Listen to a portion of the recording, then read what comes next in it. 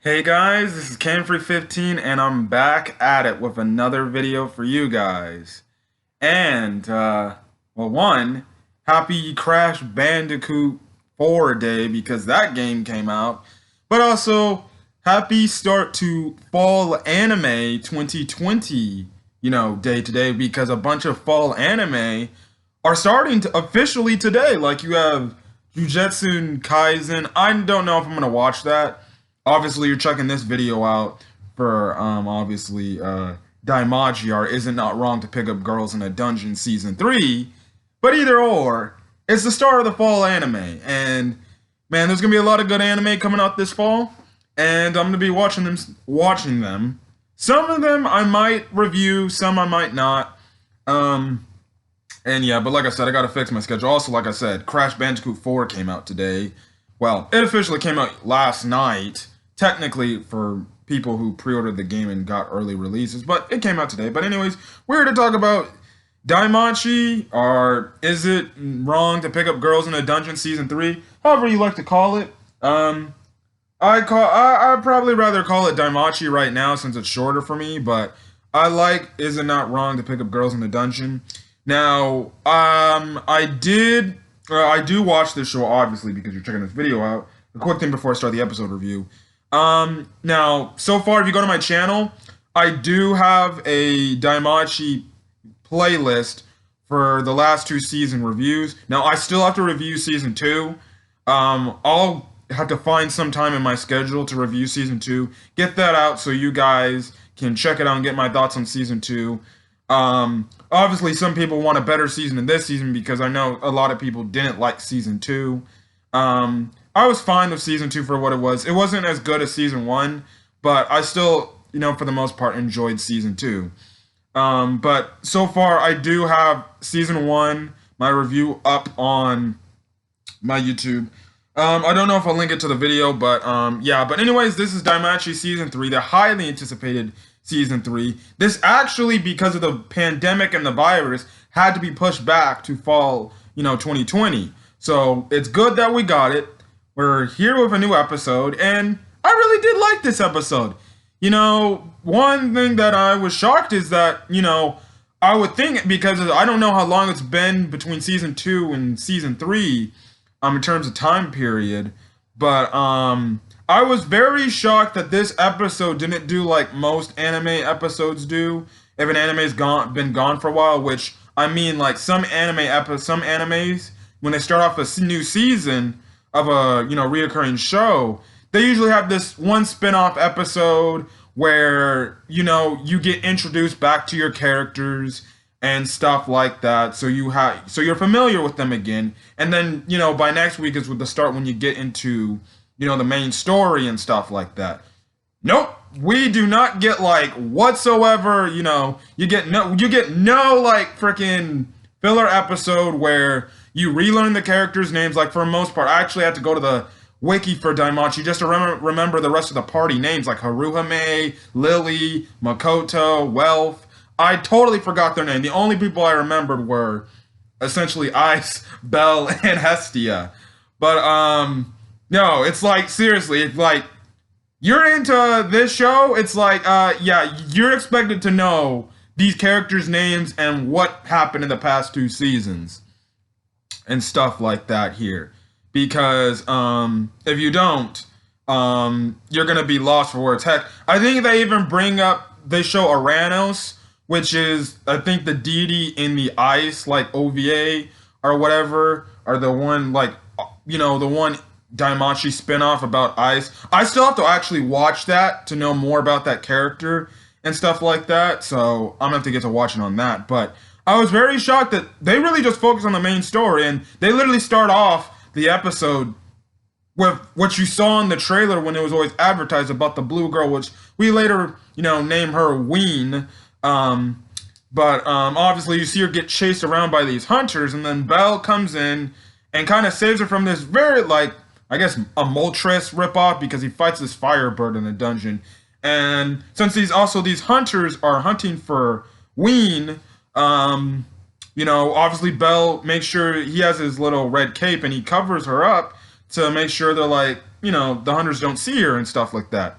Then his party comes, and finds him. They later freaking get out of the dungeon on the 19th floor. They get to the 18th floor, and that's when the others see, Ween for the first time and stuff like that. Now, her race, because the thing about it is she's a monster, but her race is called Bouvier. I guess that's how you pronounce it. I don't know. But anyways, when, she finally when Ween finally, takes off the hood, Makoto, Welf, Haruhime, and Lily, they're all like, whoa, whoa, whoa, whoa, whoa. Get away from that, Belle. We're gonna kill that thing right now. And Belle, he's like, no, she's harmless. She ain't done nothing. She was being hunted by these hunters and these wild animals in the dungeon, and I protected her. She's sweet, she's innocent, okay, fine. So they kind of make a conceited thing where it looked like his entire party would go against him, but no, they managed to bring her back, Ween, to their place, the Hestia household, where they get Hestia's, thoughts about the whole thing. Now, Hestia, she isn't as hostile towards Ween as the others were, and she's more open arms and stuff like that, which one is very interesting to see that. Now, another thing Lily actually does mention is if other people find out that we're, sheltering a freaking monster, our familia could be essentially finished or something like that. So that's actually pretty freaking crazy. Now, we cut over to, like I said, Urano. He's talking to this hooded person named Fells, and essentially Fells tells Urano about, obviously, the monster being, in the lower realms and stuff like that. And essentially they say, yeah, this monster's with Belle Crenel and stuff like that.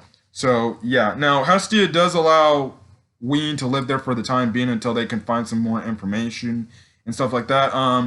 Now they do a funny thing where they ask her name is. She's like, Belle! And, because, she starts repeating Belle's name after the first interaction with the party and the others.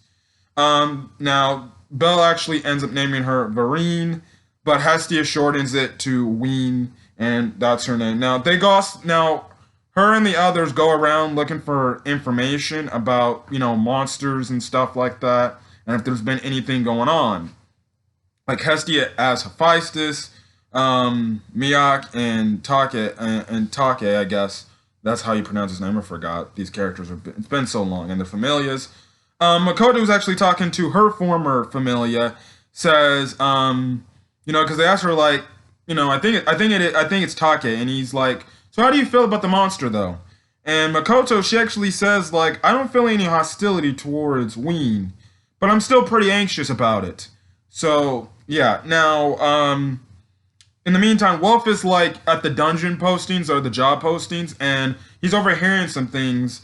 And apparently some adventurers had said, like, there's a monster that had stole some armor. And like I said, Welf hears about it. And it's like some lizard-looking creature. So, yeah, which they show in the ending. Now, you do, on the side note, you do get more bonding between Ween and Belle, who, honestly, I feel like Belle is like, they make this like a whole thing like, I don't know, like how you can say it. You can put it in so many ways, the Ween-Belle relationship. You can say, oh, Belle and Ween are like a brother, little sister relationship. Or you could say it's like Belle's the father and she's like a young little daughter. I kind of like the whole thing while, yeah, I do like, even though I do like agree, like it could be like a fatherly type of relationship between Belle and Ween. I feel like it's more of a older brother / older sister. Younger sister thing. The only reason why I can see people get the fatherly / daughter type of trait, because at the end of the episode, you literally have Hestia kind of treat, Ween like a mother, or like a motherly figure, and heck, at the end of the episode, Belle, Ween, and frickin' Hestia are sleeping in the same bed together. Which I thought was pretty adorable. It was pretty cute, and stuff like that. That did take me back to season 1 type of vibes there.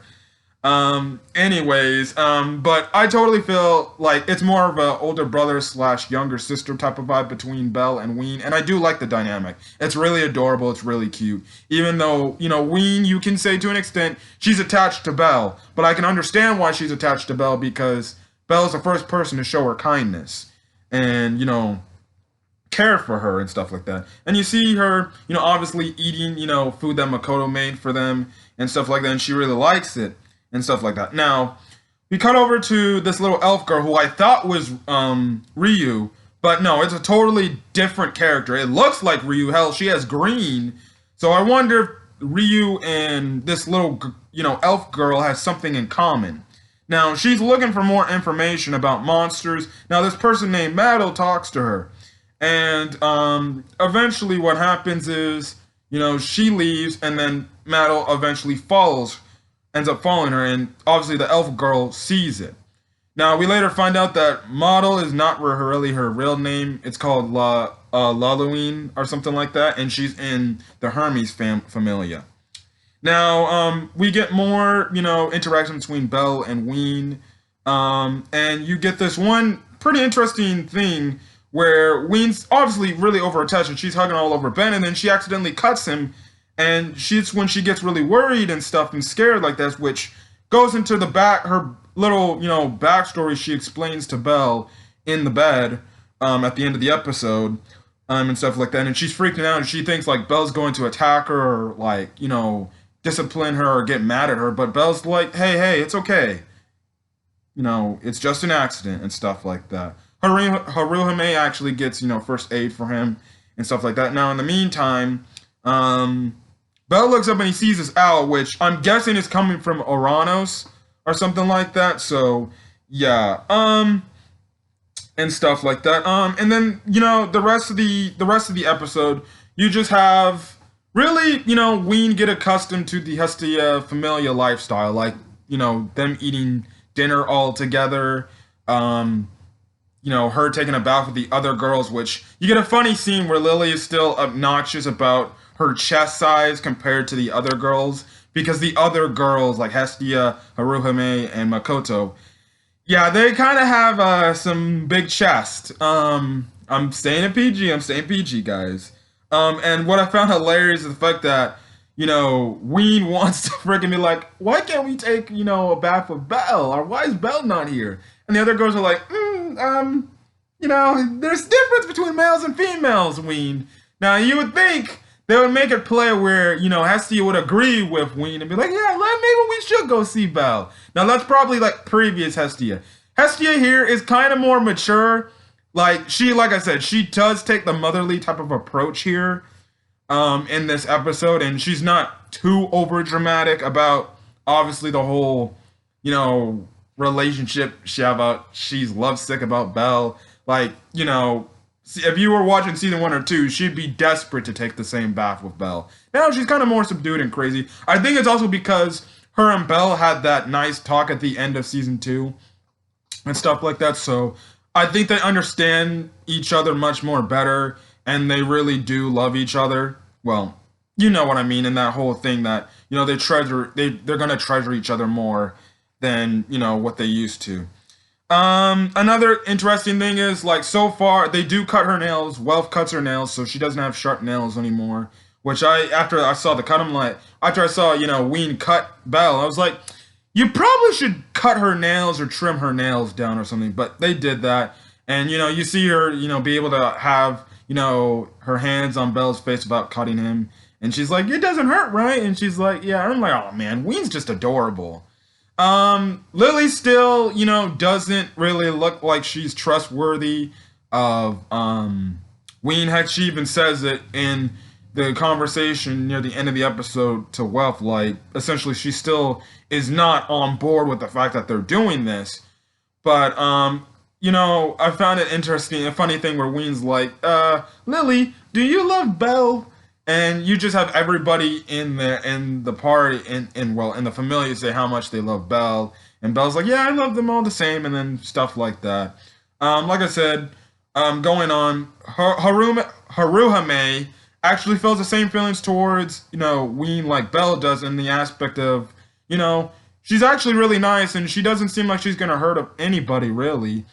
And I feel the same way, and she feels the same way. Like, I think she should be here, and she should, be living amongst us and be part of the family.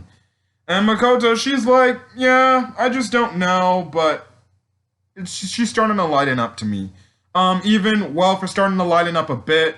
Lily so far is the only one who somewhat still does not, trust her or is not down with the fact that, because hell, she still even calls Ween a monster still. The fact that there's a monster living in their household, essentially, because Lily feels like, yeah, we're gonna get into big trouble, which, from what the ending shows, if you watch the ending, it seems like they might be, getting into some huge trouble, or people will actually be fighting against stuff. Now, like I said earlier, Ween, Hestia, and Belle all sleep in the same bed. It's funny because Belle's like, shouldn't you go sleep in your own room, Hestia?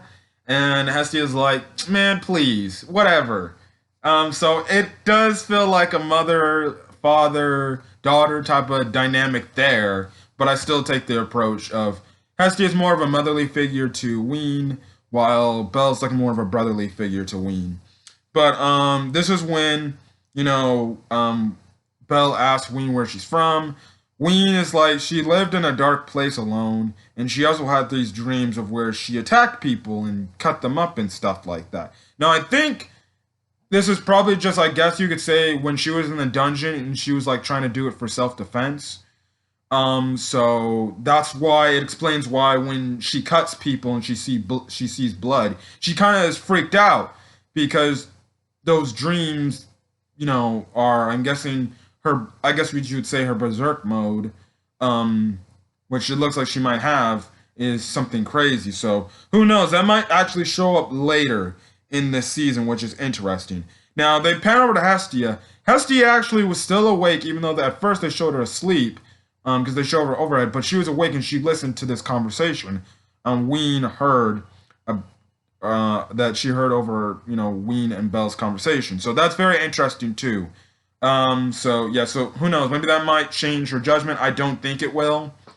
So yeah, now it cuts over to Hermes, and they talk about smuggled monsters, and essentially, I guess there's monsters being smuggled and being brought back to like the lower realms, or where the humans are living, and essentially they're being smuggled into a basement of a mansion that belongs to the Allurian family. Now we find out the one, wolf type of lady who named Luline, lost the elf girl, and she's also in Hermes' party. And, yeah, so they're gonna keep their eye on what's going on. Hermes also brings up the fact about the, Icolos familia. So I'm guessing that must be another god familia that might be, I guess you could say, going up against the Hestia familia and their gang, and then that's when the episode ends off. We get a pretty good we made a pretty good ending. We didn't get an opening. I wonder if the ending is going to be the opening, but the ending looks very interesting from what we got, and it seems like Belle's going to team up, or the Hestia familia are going to maybe team up with these other monsters that some people might be trying to kill, but Belle might see these monsters just equally as people. Just as regular, people like the next guy. One thing actually stood out to me the most in the ending is the fact that there's a part of the ending where it had Ice, essentially confronting Belle with the sword pointed at his face.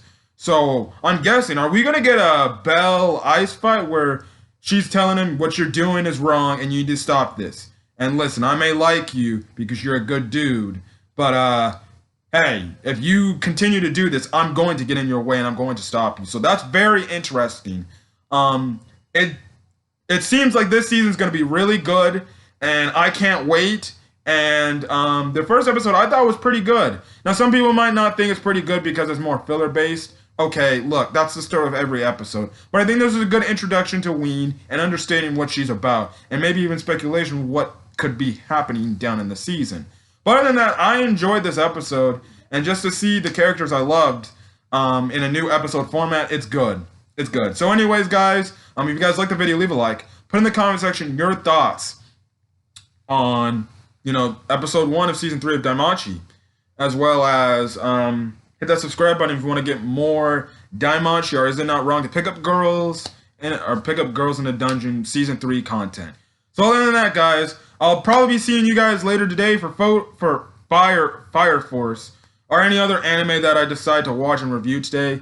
All I gotta know is if I plan on reviewing animes that I don't review today, expect them to go directly Saturday, because the only thing on Saturday that's gonna be probably up for reviews is more than likely just One Piece. So I might just move some animes that I want to review to Friday. But other than that, I'm gonna get out of here. I'm pretty stacked for time. I'm about to go to work. So yeah, other than that, guys, I'm gonna get out of here. Hopefully you guys have a great rest of your day, and hopefully you guys are staying safe out there. Peace.